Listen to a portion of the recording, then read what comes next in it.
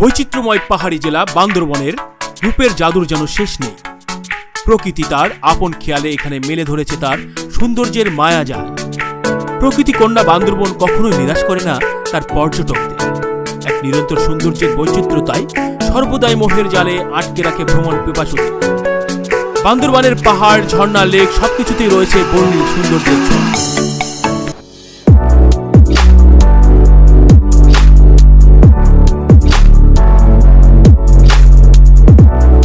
মিলন ছড়ির পথে আমাদের এবারের পথ চলা।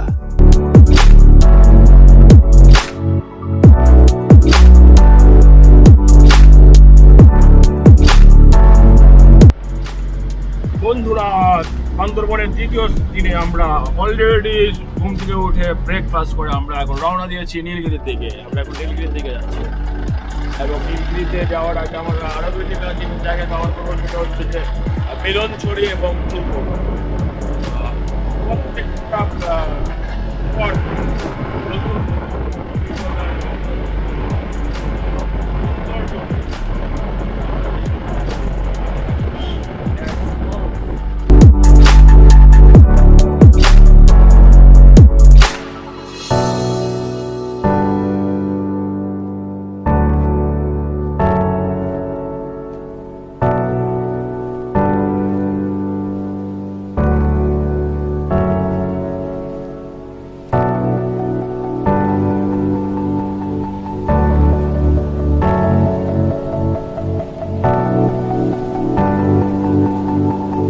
মিলনছড়ি বান্দরবন শহর হতে ৩ কিলোমিটার দক্ষিণ পূর্বে শৈলপ্রপাত বা চিম্বুক যাওয়ার পথে পড়ে।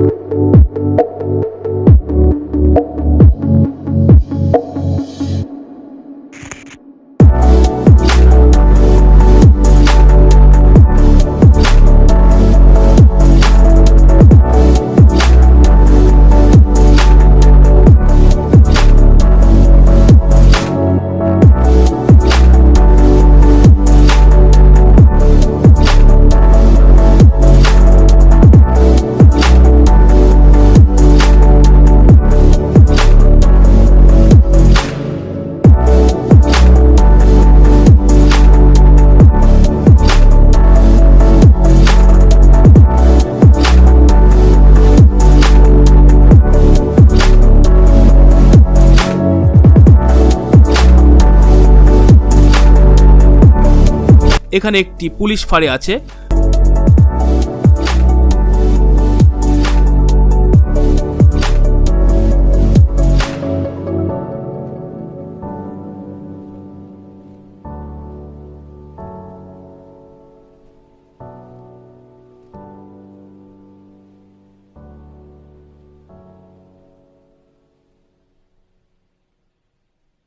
এখানে যখন আমরা পৌঁছি তখন কোথা থেকে এক রাজ্য মেঘ আমাদের মন হরণ করতে ছুটে আসে। আমরা তখন আনন্দে আত্মহারা হয়ে যাই। হ্যাঁ বন্ধুরা, গুড মর্নিং এভরিবডি। খুব সকালে উঠে আসলাম। গন্তব্য ছিল নীলগিরিতে, কিন্তু আমাদের যে একটু গাড়ি সিরিয়ালের জন্য একটু দেরিতে যাওয়া হচ্ছে। যাই হোক, এরপরও আমরা এখন মিলনছড়িতে স্টে করতেছি। মানে কে মেঘ যেটা ধরার দেখার কথা ছিল সবাই, মোটামুটি এখানে এসে সবাইকে মেঘ দাপিয়ে যাচ্ছে। মানে এই অনুভূতিটা যদি আপনি এখানে না আসেন, না দেখেন, বুঝার মতো না। মানে আল্লাহ রাব্বুল আলামিন তাআলা যে আমাদেরকে পৃথিবীতে এত সুন্দর করে পৃথিবীটাকে সাজিয়ে রেখেছেন, আপনি যদি না ঘুরেন তা শান্তি পাবেন না। তাই বলবো, ভ্রমণ করুন, ড্রিম শেয়ার ইভেন্টের সাথে থাকুন। Let's move on. সোহাগ।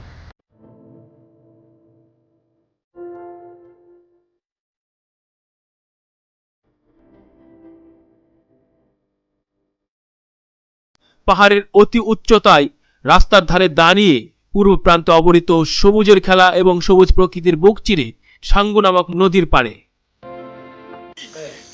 সাঙ্গু নদী তো দেখাই দিত। গায়ে লাগতেছে একটু শিনশিন করতেছে। হ্যাঁ একটু এটাই মেঘ। এই যে এই যে তাপ হয়ে যাচ্ছে একদম এই যে এটাই মেঘ।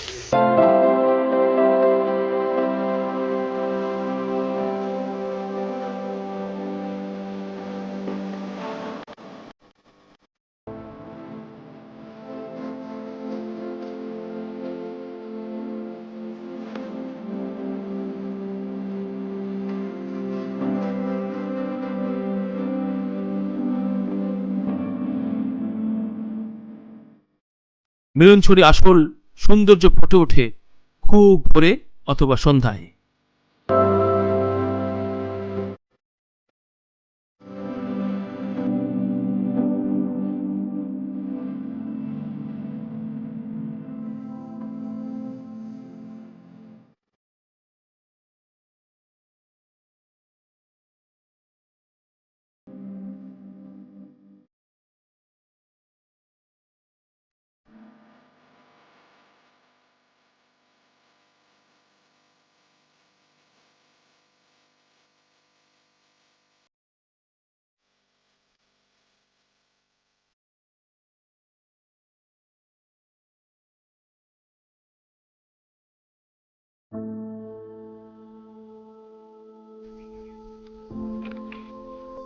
বন্ধুরা, মিলনছড়ি হচ্ছে এমন একটি জায়গা যে জায়গাটাতে দাঁড়ালে সাঙ্গু নদী সহ পাহাড় দেখা যায়।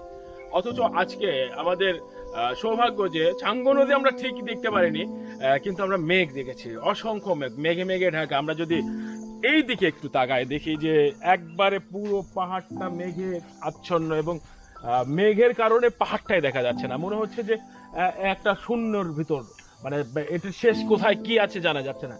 কিন্তু এই কারণটা শুধু হয়েছে মেঘের কারণে, এত মেঘ।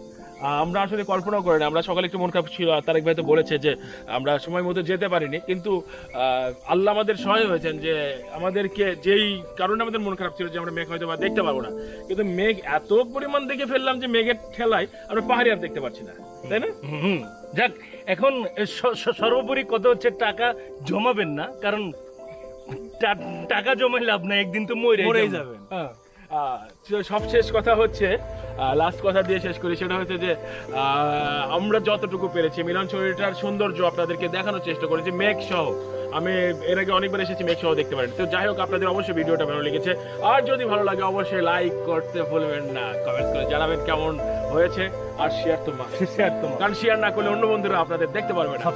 আর সাবস্ক্রাইব যদি আগে করে থাকেন তাহলে থ্যাংক ইউ সো মাচ, আর যদি না করে থাকেন এই মুহূর্তে সাবস্ক্রাইব করে পাশের বেল আইকনটা চাপিয়ে দিন এবং হয়ে যাওয়ার নেক্সট ভিডিওর প্রথম ভিউয়ার। তো বন্ধুরা, সবাই আমাদের সাথে থাকুন, ভ্রমণের সাথে থাকুন, বিশ্ব ভ্রমণ করুন এবং জীবনকে উপভোগ করুন। Let's move. এদিক দিয়ে কাটেন।